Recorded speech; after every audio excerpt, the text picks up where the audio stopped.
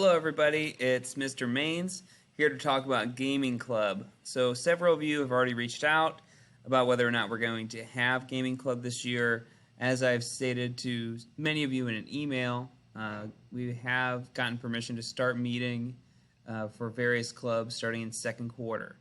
So I'm still trying to figure out exactly where we're going to meet, what that's going to look like, so we can maintain each other's safety and also be able to conduct contact tracing if somebody ends up testing positive in our group, so we can determine who was near them for too long or not. So I have a lot of thoughts on that. Some of them I've put out to be read on this blog website that I started for the club.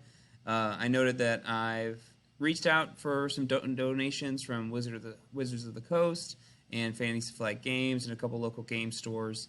And a couple of those sources required the entity or organization to have a website to be considered for donations. So I built this so I could share it with them, and I figured since I already have it kind of built that we will just kind of use this as a hub for information about the club.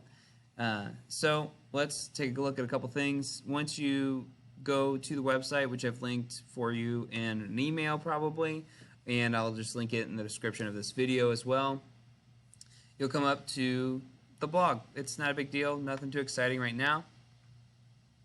If you haven't taken the interest survey yet, that Google form, you can click here or scan this, whatever. I found a QR code generator, it's fun.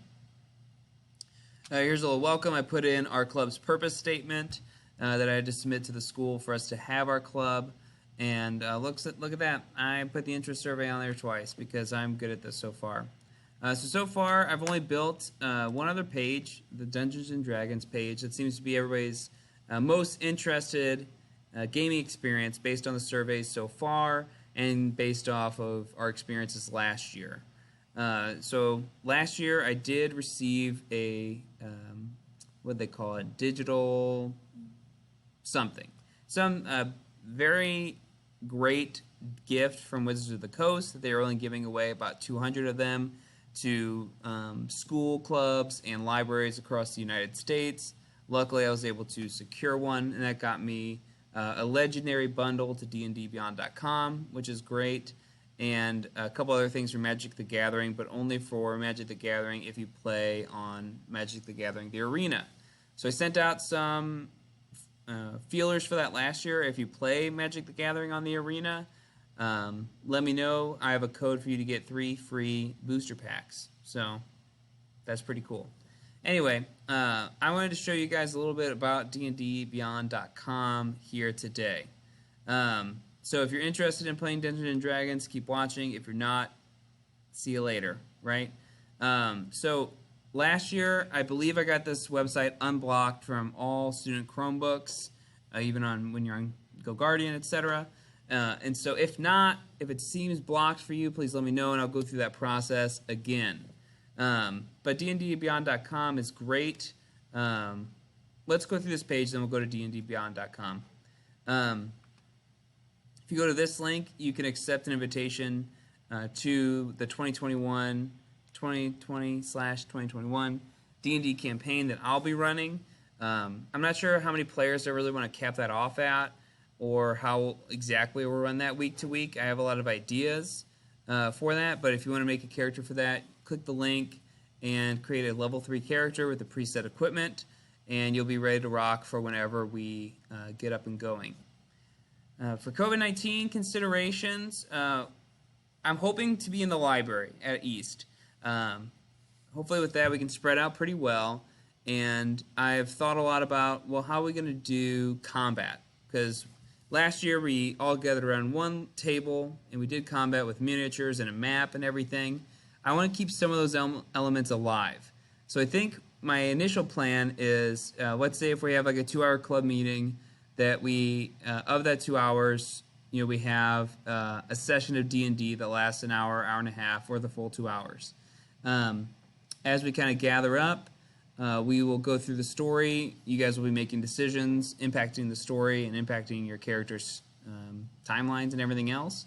And then if and when there's a battle of some kind, it might not be the entire party participating in all elements of the battle. So some of that will just be more strategic combat encounter designing on my end to figure this out. But a few people, maybe 5, 6, 2, 1 person will come up to the table and we'll set a timer for 14 minutes and we'll do as many actions as we can within that window. And then at the end of that window, the group's going to have to disperse. And that way we never hit that 15-minute mark that the CDC put out for contact tracing purposes. So it'll look a little bit different, and it'll be kind of interesting. And I think I'm going to just kind of base our story around this consideration of making smaller scale, like little skirmishes and battles. And by the time you come up to the table, you're really going to need to know your plan of action, what your character can do. We'll probably we might end up using the dice roller that's built into dndbeyond.com at that point.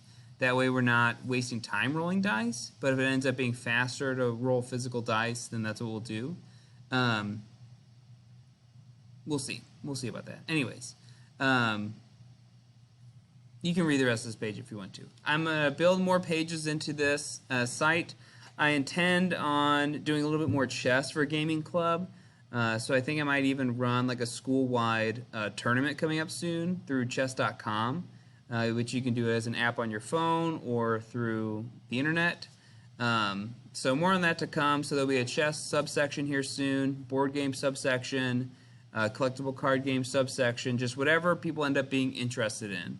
I'll supply what I can, and the rest of it, if there's 5 people that play, Dragon Ball Super or Yu-Gi-Oh or Magic or Pokemon, and they want to use this time during Gaming Club to play, great.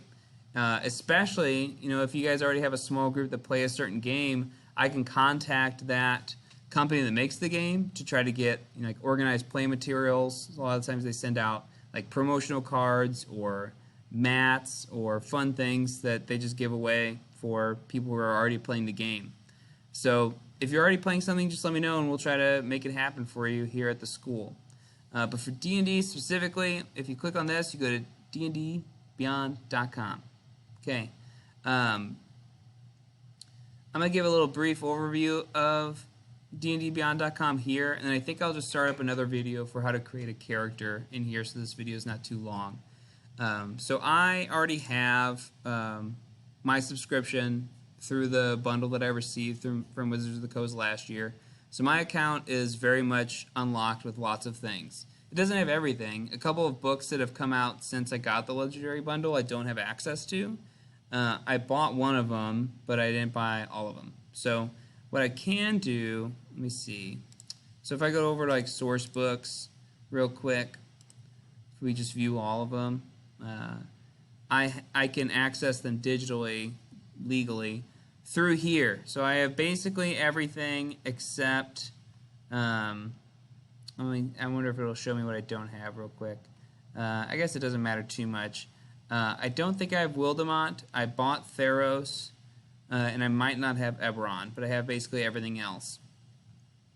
So through here, the stuff that I've unlocked, like if you run your own campaign and use some of my resources or some of my time in Gaming Club, then I can unlock these adventure books if you want to run a pre-constructed campaign. I usually make up my own stuff. It's just kind of like what I've always done, but I'm certainly not opposed to running a pre-built book in the future. Sometimes for me that involves doing more work than making it up on my own, but not always. Some friends and I are going to run Out of the Abyss soon. We've been running Lost Mine of Phandelver. That's really fun. I've heard a lot of great things about most of these pre-built adventures from Wizards of the Coast. You can't really go wrong there. Also, if you just want to read some of the source books, if you talk to me and you can get access to a lot of this stuff through me, just to read it, to learn more about the game and learn more about the world itself. So I'm going to go ahead and cut this video here, and then I'll open up another video to show you how to make your own character in dndbeyond.com. So thanks for watching. Talk to you guys soon. Later.